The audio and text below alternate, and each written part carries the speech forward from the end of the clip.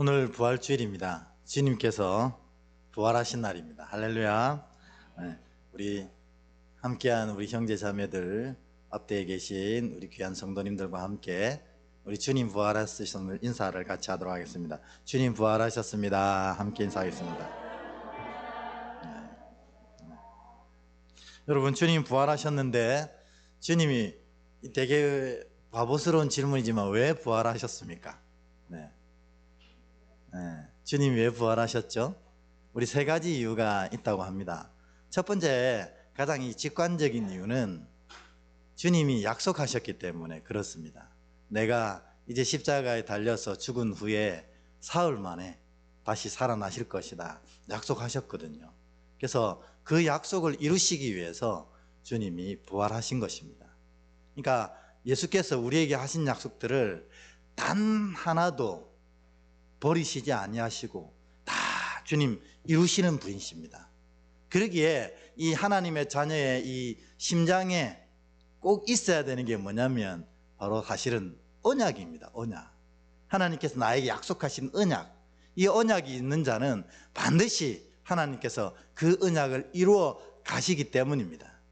그래서 여러분, 이 예수의 약속대로 부활하신 것처럼 여러분 마음 중심에 있는 언약이 아름답게 이루어지는 진짜 아름다운 믿음의 이 삶이 되시길 주의 이름으로 축원합니다. 예수님 부활하신 건 약속 때문에 부활하셨어요. 두 번째로 또 이유는 뭘까요? 굳이 얘기해 본다면 주님이 부활하셔서 내가 진짜 하나님의 아들이심, 내가 진짜 하나님임을 증명하셨다는 것입니다. 여러분, 이 세상에 지금 이 우리가 살아가고 있는 이 시대에도 자칭 예수들이 얼마나 많은지 모릅니다. 심지어 자칭 하나님도 있고 자칭 성령님은 너무 흔해 빠졌습니다. 발에 걸리는 게 성령님입니다. 그런데 그들은 냉면 먹다가도 죽고 또 얼마 살지 못해 병들어 죽고 다 죽습니다. 그리고 그렇게 스스로가 예수라고 하고 스스로가 하나님이라고 하고 스스로가 성령님이라고 외쳤던 자들 중에 단 한 명도 부활한 사람이 없습니다. 다 거짓말이었던 것입니다. 근데 우리 주님께서 부활하심으로 말미암아 내가 진짜 하나님의 아들이고 내 이야기가 하나님의 뜻임을 확증하신 놀랍고도 위대한 사건이라는 것입니다. 만약 우리 기독교에 이 부활이 없다면 우리는 바울 말대로 세상에서 제일 불쌍한 사람 아니겠습니까? 이 좋은 날 아침에 이렇게도 날씨가 좋은데 여기서 뭐 하고 있습니까 우리가 지금? 그리고 우리의 시간과 우리의 물질과 우리의 노력을 들여서 이렇게 하고 있는 이유가 도대체 뭡니까? 우리가 고백하는 그분이 하나님이시기 때문에 우리가 이렇게 예배하며 이렇게 이 좋은 날씨에도 이 전에 모여서 하나님을 찬양하고 있는 것입니다. 그래서 부활은 사실 우리 신앙의 가장 근간되는 고백이라는 것입니다.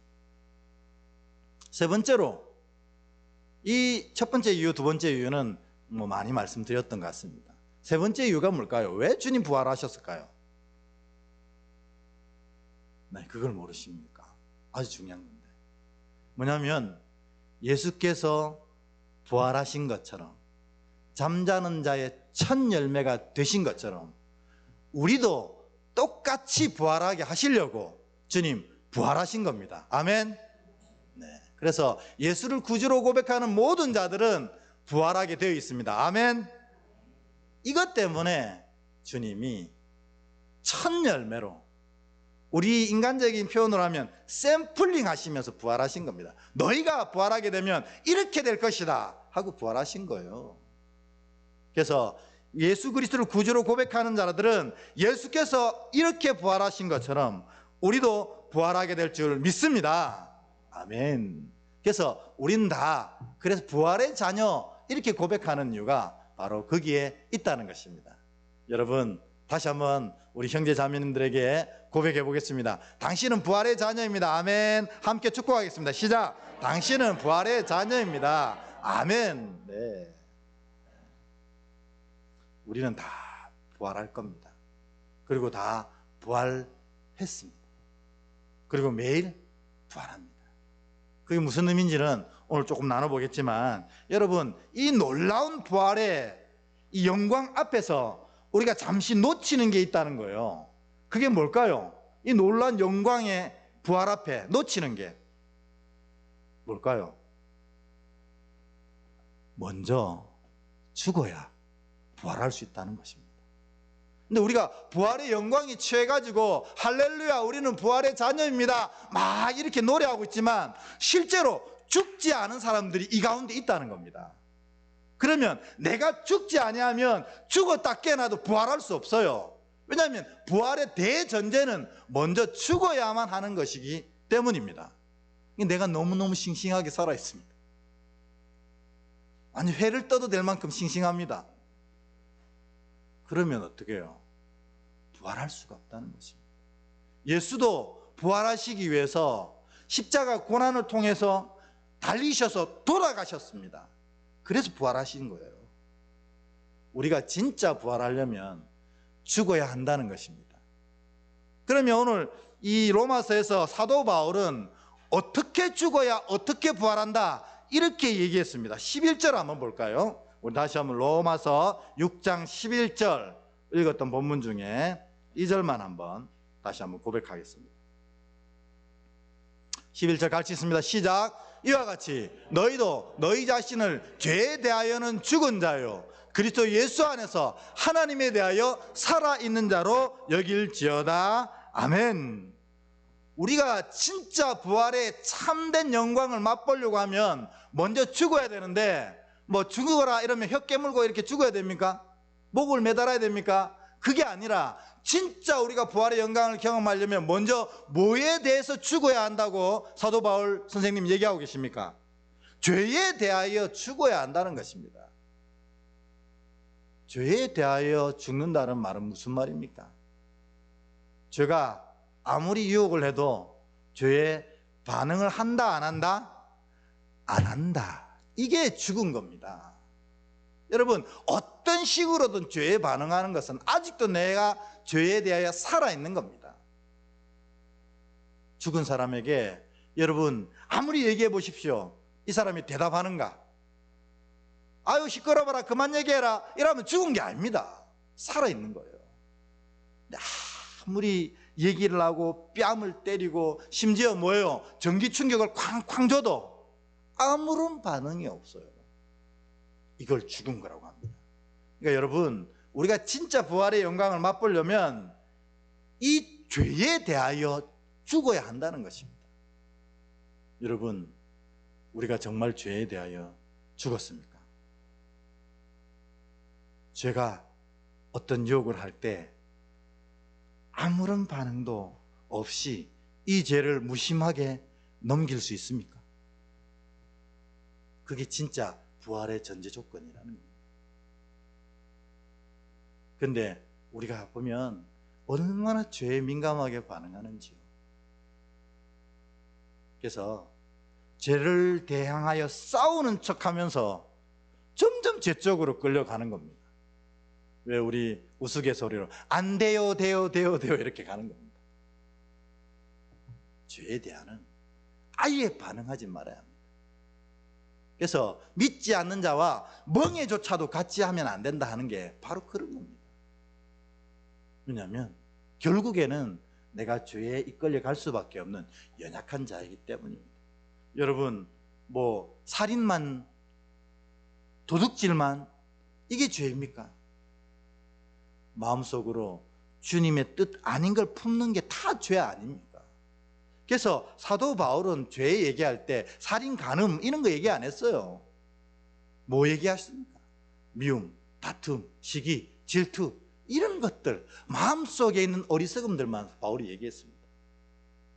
여러분, 이게 다 우리 마음속을 어지럽게 하는 죄의 뿌리들입니다.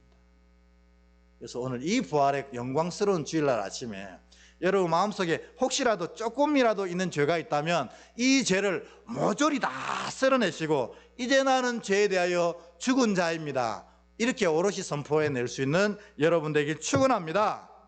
그리고 어디에 대해서 살아야 되냐? 그게 부활이냐면 하나님에 대해서 살아야 된다는 거예요. 그러니까 하나님의 하자만 나와도 막 심장이 벌렁벌렁, 하나님이 뭐라고 하셔도 네? 이렇게 이런 열정적인 반응을 할 수 있는 사람이 진짜 부활체라는 겁니다.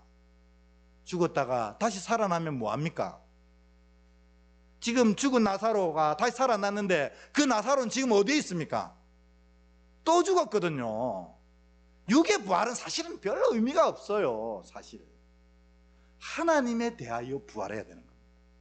그래서 하나님에 대해서 우리가 굉장히 민감하게 반응하고 하나님의 말씀이라면 모든 만사를 다 제치고 달려가는, 이것이 진짜 부활의 내용이라는 것입니다.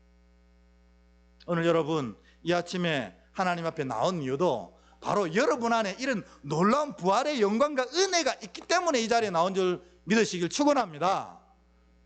이 어려운 시대 속에서 예수를 믿겠다고 이 낮에, 이 좋은 날에 이 자리에 모인 것은 하나님의 부활의 자녀가 아니면 불가능한 것입니다.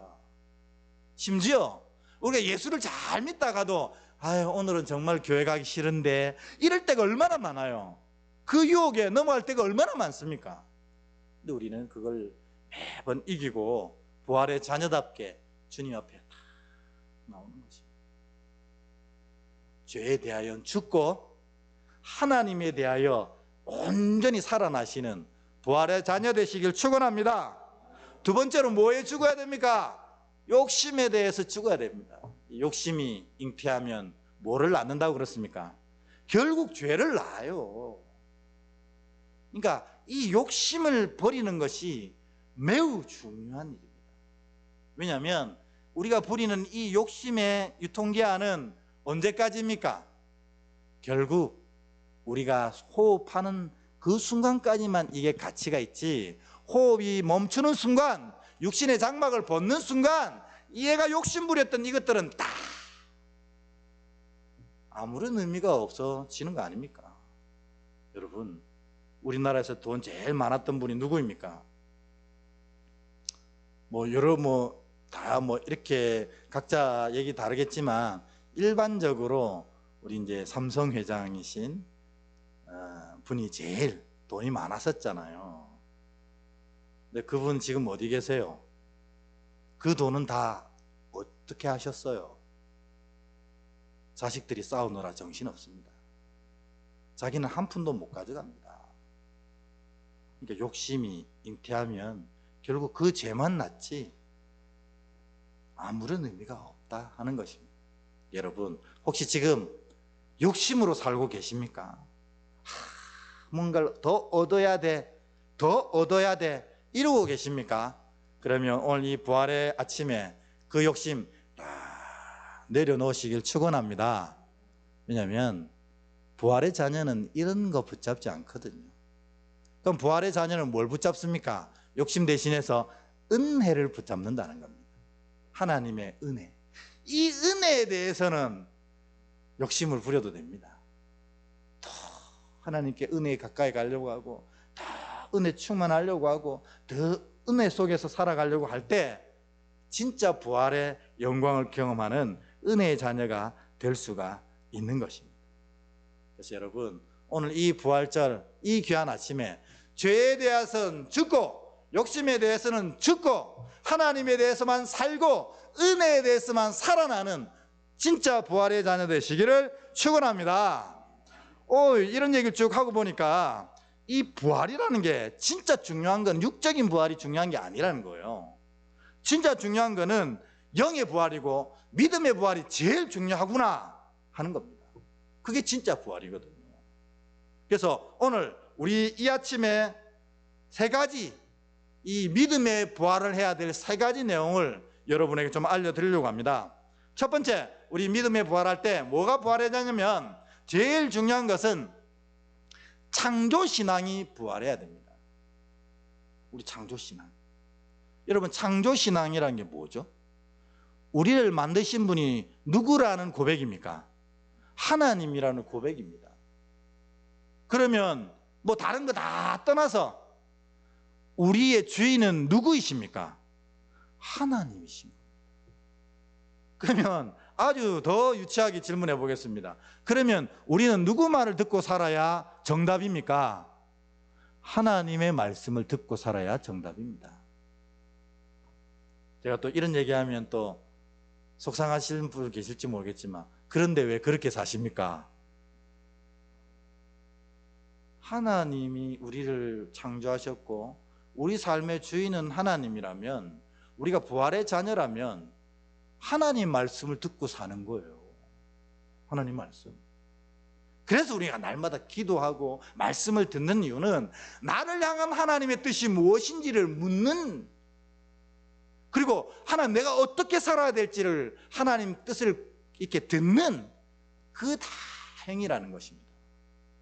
그러니까 우리가 부활의 자녀로, 믿음이 부활하는 자녀로 살아간다는 것은 첫 번째 무엇이냐면 창조신앙을 회복하는 겁니다. 나를 만드신 분, 나를 지으신 분, 나를 이끌어 가시고 내 삶을 완성하실 분이 오직 하나님이시니, 내가 살아도 주의 말씀으로, 죽어도 주의 말씀으로 죽겠습니다 하는 이 고백이 있을 때 그를 뭐라 부르냐면 부활신앙 가진 자, 이렇게 부르는 겁니다. 여러분은 부활신앙 가진 자입니까? 네, 아멘 하셨으니 얼마나 다행인지 몰라요. 이게 부활입니다. 두 번째로는 종말론적인 신앙이 회복해야 된다, 이렇게 얘기를 합니다. 종말론적인 신앙은 또 뭐죠? 결국에 좀 쉽게 얘기한다면 우리가 이렇게 열심히 살다가 마지막에 누구 앞에 서게 된다는 거예요? 하나님 앞에 서게 된다는 겁니다. 근데 그 하나님 앞에 딱 서게 될 때 하나님이 우리를 착하고 충성된 종아 이렇게 얘기할지, 게으르고 악한 종아 이렇게 얘기할지, 그것을 기억하면서 그 순간을 준비하며 살아가는 게 바로 종말론적인 신앙이라는 겁니다. 여러분, 오늘 밤에 주님이 우리 영혼을 불러가셔서 주님 앞에 딱 서게 될 때에 주님이 우리를 뭐라고 부르시겠습니까? 아들아, 내가 너 오길 얼마나 기다렸는지 모른다. 어서 와서 이 잔치에 참여하거라. 딸아, 너가 살아있는 동안에 하는 모든 행위를 내가 다 보았다. 그 마음을 내가 다 느꼈다. 어서 와서 이 천국 잔치에 참여하거라. 이렇게 고백을 하면 얼마나 좋겠습니까만, 이렇게 고백하는 사람이 있다는 겁니다. 내가 너를 도무지 모른다. 제가 성경을 읽으면서 마태복음에 이런 나오는 고백들 때문에 너무 괴롭습니다. 특별히 하나님이 너 모른다 할 때, 주님, 제가 울산에 있는 은혜교회 중직자였어요. 저의 헌신, 저의 충성, 주님 모르십니까? 이렇게 할까봐. 그러면 주님이 그러실 거 아니에요. 야, 은혜교회 목사 나와봐, 이럴 거 아닙니까? 야, 아냐? 이러면 어떡하겠어요? 제가 안다고도 못하고 모른다고도 못하고. 여러분, 부활신앙을 회복한다는 건 뭐냐면, 이 믿음의 부활을 경험한다는 건 뭐냐면, 바로 주님 앞에 서게 되는 그 순간 우리가 주님께 어떤 이야기를 들을까를 준비하며 살아가는 게 종말론적인 신앙의 핵심입니다. 여러분은 어떤 주님의 고백을 들으시겠습니까? 사랑하는 딸아, 사랑하는 아들아, 내가 너를 얼마나 기다렸는지 모른다. 이런 하나님의 놀라운 사랑 고백을 들을 수 있는 여러분 되시기를 주의 이름으로 축원합니다. 이게 회복돼야 됩니다, 부활의 자녀들은. 세 번째로, 이제 진짜로 창조신앙이 회복되고 종말론적인 신앙이 회복되었으면 진짜 이제 오리지널 부활의 신앙이 회복이 돼야 됩니다. 부활의 신앙은 뭐예요? 죽었다가 살아난다는 거 아닙니까? 그래서 부활신앙의 핵심은 항상 이겁니다. 소망입니다. 소망. 우리 삶이 저 사망의 음침한 골짜기로 빠질지라도 해를 두려워하지 않는 겁니다. 왜 해를 두려워하지 않아요? 주의 지팡이와 막대기가 나를 안위하시기 때문입니다. 내가 저 바닷속 음부에 빠질지라도 나는 두려워하지 않습니다. 왜? 주의 강하신 오른손이 언제나 나를 붙잡고 있기 때문입니다. 이게 바로 부활신앙입니다. 소망이 끊이지 않는 것. 여러분, 지금 여러분의 얼굴을 거울로 한번 보십시오. 소망으로 넘쳐나는 얼굴입니까? 아니면 세상의 이 환난과 세상의 많은 풍파에 찌들린 얼굴입니까? 그래서 여러분, 40이 넘으면 자기 얼굴을 책임져야 한다지만 진짜로 신앙인들도 자기 얼굴에 좀 책임을 져야 됩니다. 제가 요즘에 카메라로 제 설교를 찍고 있거든요. 설교하는 내 모습을 볼 때마다 참 얼굴이 왜 그렇게 인상을 쓰고 설교하는지 제가 지금 굉장히 얼굴 펴려고 노력하고 있습니다. 그래서 지금 복된 설교를 해야겠다 하는데, 여러분, 이 얼굴에 책임을 져야 합니다. 왜냐하면 성경에 보면 그 속에 있는 것이 반드시 어디에 드러난다고 해요? 겉으로 드러날 수밖에 없다라고 얘기합니다. 내 안에 이 부활의 소망이 딱 자리 잡고 있으면 그 부활의 소망이 얼굴에 드러날 수밖에 없는 거예요. 갑자기 막 웃으시는 분은 아주 잘하시는 겁니다. 그렇게 사셔야 됩니다. 소망 때문에 웃는 거예요. 내가 사망의 음침한 골짜기 속에 있다 할지라도 주께서 나를 구원하러 오십니다. 내가 저 바다 음부의 끝에 처할지라도 주의 강하신 오른손이 나를 구하러 오십니다. 그게 바로 믿음의 자녀, 부활의 자녀의 특징입니다. 여러분, 이 부활의 신앙이 회복되어지기를 주의 이름으로 온 축원하옵나이다. 아멘. 근데 우리가 아멘 했지만 이게 예수를 아는 것하고 부활신앙의 극명한 차이점이 두 가지가 있다고 합니다. 여러분, 오늘 잘 들어보시고 혹시 내가 예수를 아는 것에 그쳐 있지는 않은지, 그리고는 혹은 부활신앙으로 넘어가 있는지를 한번 확인해 보시면 좋겠어요. 첫 번째로, 부활신앙에겐 절대로 없는 세 가지가 있다고 합니다. 그게 뭘까요? 부활신앙엔 절대로 없는 세 가지. 두려움이 없답니다. 부활신앙은 두려움이 없어요. 예전에 이제 이 제자들 중에 유일하게 결혼한 제자가 한 명 있었는데 누군지 아세요? 베드로가 결혼을 한 제자입니다. 근데 이 베드로가 되게 부부가 더 사랑했나 봐요. 복음 전하러 다닐 때 항상 같이 다녔대요. 두 사람이 이제 복음을 전하다가 이제 이 로마 대박해 때 붙잡히게 되었어요. 근데 이 베드로가 배교하면, 사실 베드로는 초대교회 첫 수사도잖아요, 그죠? 그래서 거의 이 남자 사도들의 지도자격에 있는 베드로이기 때문에 이 베드로를 배교시키려고 이 로마 정부에서 굉장히 많이 애를 썼어요. 그러니까 베드로를 직접 아무리 고문을 하고 아무리 이렇게 힘들게 해도 이 배교할 생각 자체가 없는 겁니다. 왜냐하면 베드로는 이미 3번이나 해봤거든요. 그렇잖아요. 새벽닭 울 때까지 그 짧은 시간에 예수님을 3번이나 저주하면서 부인했던 자입니다.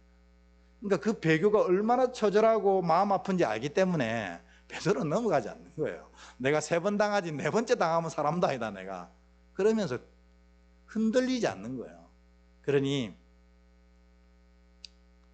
로마인들이 술을 내기를 베드로의 아내를 잡았습니다.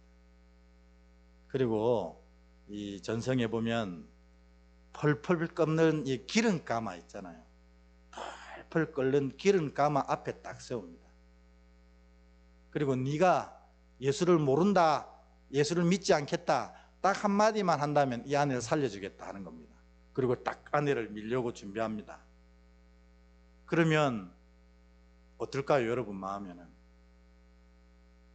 여러분 아내를, 여러분 남편을 딱 이렇게 세워놓고 당신이 예수 안 믿겠다고 하지 않으면 밀어버리겠다, 벌펄 끓는 기름가마에 딱 들어가면 뭐 한 5분 만에 다 튀겨지지 않겠어요? 어떻게 하실래요, 여러분? 일단 살려놓고, 사람부터 살려놓고 보자, 그렇게 안 하시겠어요? 근데 베드로가 아내를 딱 봤더니 아내 눈에 두려움이 가득 찬 거예요. 당연하죠. 지금 기름가마 앞에 딱 서 있으니 두려움이 가득 찰 수밖에요. 그러니까 베드로가 아내를 야단쳤어요. 딱 이 얘기를 했답니다. 아내를 보면서 주 예수를 기억하시오, 이렇게 했답니다. 그러니까 그 아내가 그 얘기를 듣자마자 자기가 뛰어들었대요. 남편이 흔들릴까 봐. 왜냐하면 그 아내는 그 뛰어들어 죽는 순간이 무슨 순간이에요? 부활하는 순간이잖아요. 그걸 다시 깨달은 거예요. 베드로, 아내가 죽음 앞에 있는데 주 예수를 기억하시오. 왜냐하면 베드로 아내는 다 이 부활 신앙으로 가득 채워진 사람이었습니다. 그러니 죽음조차 그를 두렵게 할 수 없었던 것입니다. 부활 신앙 가진 사람은 첫 번째로는 두려움이 없습니다. 두 번째는 뭐가 없습니까? 근심이 없습니다. 근심이. 왜 근심이 없습니까? 삶 사는 게 부활 신앙 가지면 다 아름다워지고 다 형통해지나요? 안 그렇거든요. 근데 근심하지 않는 이유는 하나님께서 이 문제를 해결하러 오실 것이고, 많이 오지 않는다면 그보다 더 큰 뜻이 있음을 알기 때문입니다. 왜요? 이 근심으로 말미암아 내가 주의 율례를 더 배우게 되거든요. 하나님의 뜻을 더 깨닫게 되고 내 믿음이 더 익어가는 시간이 되는 걸 알기 때문에, 어려움 때문에 근심하지 않습니다. 여러분 안에 두려움과 근심과 또 염려가 있습니까? 염려. 이건 부활 신앙자가 가지는 건 아니라고 합니다. 혹시 이게 있다면 여러분 이제 다 이 아침에 다 주님 앞에 다 밀어내시고 두려움과 근심과 염려가 있던 그 자리에 뭘 채우고 간다고요? 부활의 은혜를, 나를 언제까지나 지키시는 예수 그리스도가 주시는 소망을 품고 가는 겁니다. 이게 부활신앙자의 특징입니다. 또 부활신앙자는 두 번째 특징이 있다고 하는데, 이 좀 전에 말씀드린 것처럼 고통과 사명이 축복임을 고백한다는 것입니다.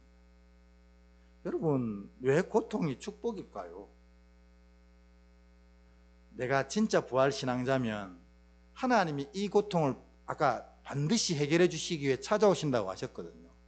그래서 축복이고, 또 만일 주님이 찾아오시지 않는다면 우리가 잘 알고 있는 대로 이 고통을 통해서 내 인생을 새롭게 만들어가는 하나님의 작업이라는 것을 알기 때문에 이 고통을 축복으로 여긴다는 것입니다. 여러분 혹시 지금 고통 가운데 있습니까? 1번, 하나님이 찾아가실 겁니다. 아멘. 2번, 그 고통 때문에 여러분 삶을 새롭게 하실 하나님의 계획이 시작된 것입니다. 그래서 고통이 축복입니다. 또 사명도 축복입니다. 왜 그렇습니까? 우리 누가복음 23장 26절 한 절 찾아보겠습니다. 23장 26절 같이 한번 읽어보겠습니다. 시작. 그들이 예수를 끌고 갈 때에 시몬이라는 구레네 사람이 시골에서 오는 것을 붙들어 그에게 십자가를 지워 예수를 따르게 하더라. 아멘. 저는요, 이 인류의 이 수천 년간의 역사 가운데서 가장 가치 있게 살다 간 사람 중에 한 사람이 이 구레네 시몬이라고 생각합니다. 왜냐하면 주님의 그 고통스러운 십자가를 유일하게 실제적으로 대신 진 사람이거든요.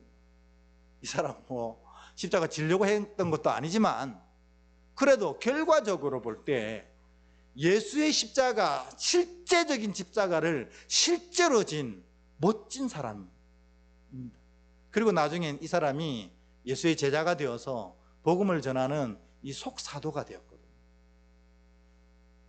얼마나 멋진 일입니까? 여러분, 여러분에게 하나님의 사명이 부어지는 것을 여러분 두려워하시면 안 됩니다. 부활신앙자는 그 사명이 축복이라는 것을 압니다.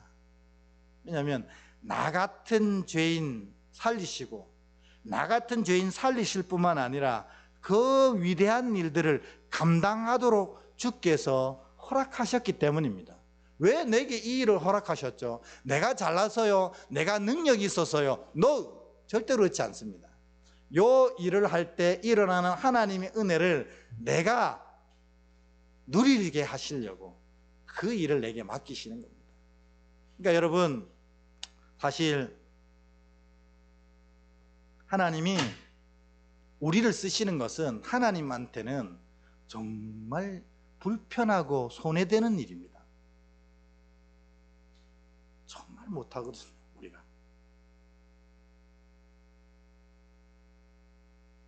요즘에는 이제 뭐 우리 애들이 요리를 참 잘하지만 옛날에 우리 애들이 저한테 뭘 해줄까요? 이러면 두려움이 생기기 시작합니다.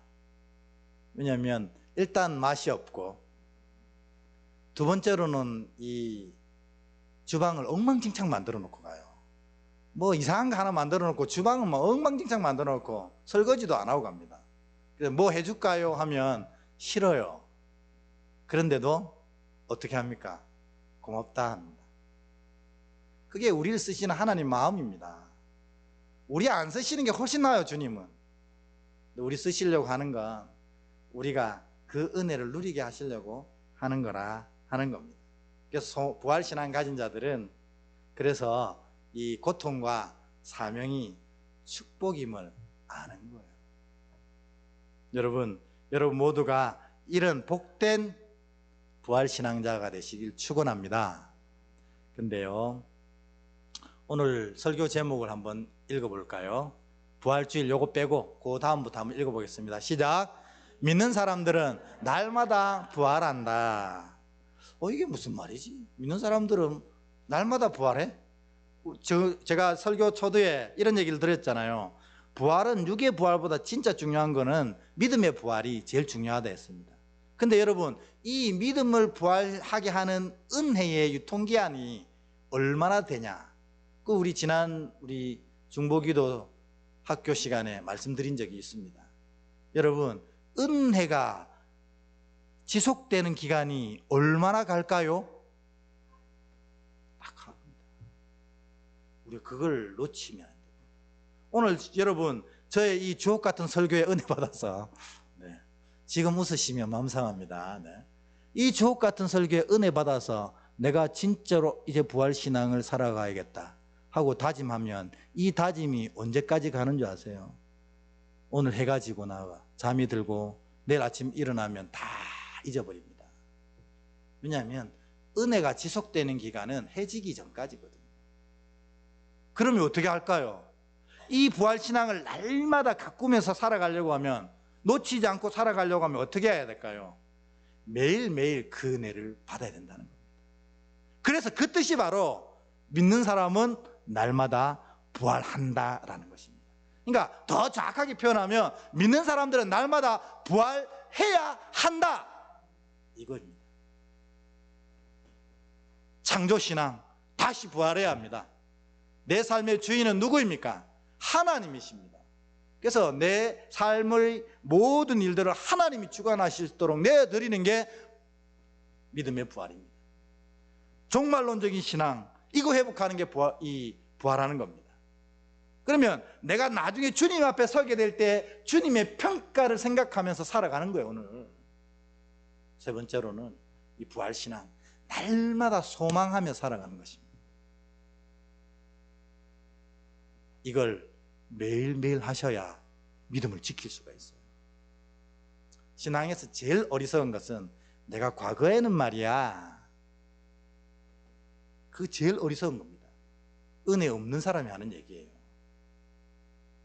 은혜는 항상 현재형입니다. 오늘 내가 받은 은혜, 오늘 내가 누린 은혜, 오늘 내가 행할 은혜입니다. 믿는 사람들은 날마다 그래서 부활해야 하고, 그래서 날마다 부활하는 것입니다. 여러분, 옆에 있는 형제 자매에게 마지막으로 한번 고백합시다. 날마다 부활하십시다. 시작. 날마다 부활하십시다. 아멘. 우리 이 마음으로 함께 기도하기 전에 찬양 드리고 기도하겠습니다. 예수 사랑하심은 거룩하신 말일세, 우리들은 약하나 예수 권세 많도다. 날 사랑하심, 날 사랑하심, 날 사랑하심, 성경에 써있네. 이 고백 다시 한번 하면서 우리 신앙이 회복되어질 수 있도록 하나님 허락해 주시옵소서. 우리 다 함께 우리 고백하며, 자, 찬양팀 나오세요.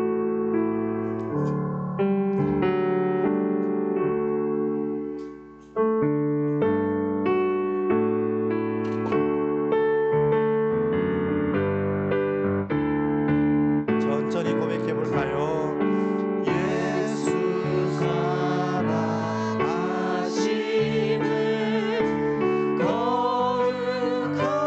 거룩하신 말일세,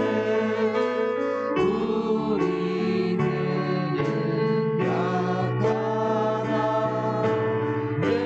예수 권세 많도다.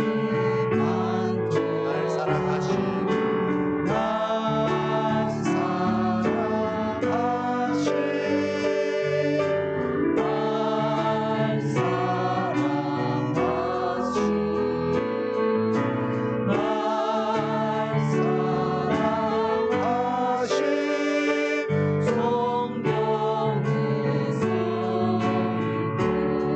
사랑하심,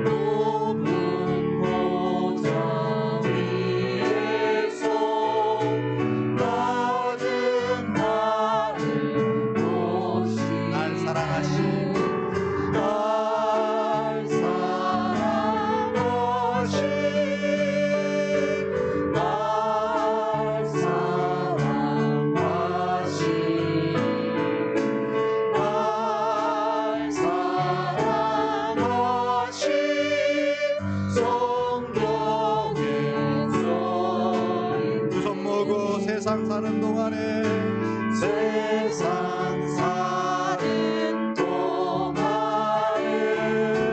나와 함께 하시고 세상 떠나가는 날 천국 가게 하시네. 날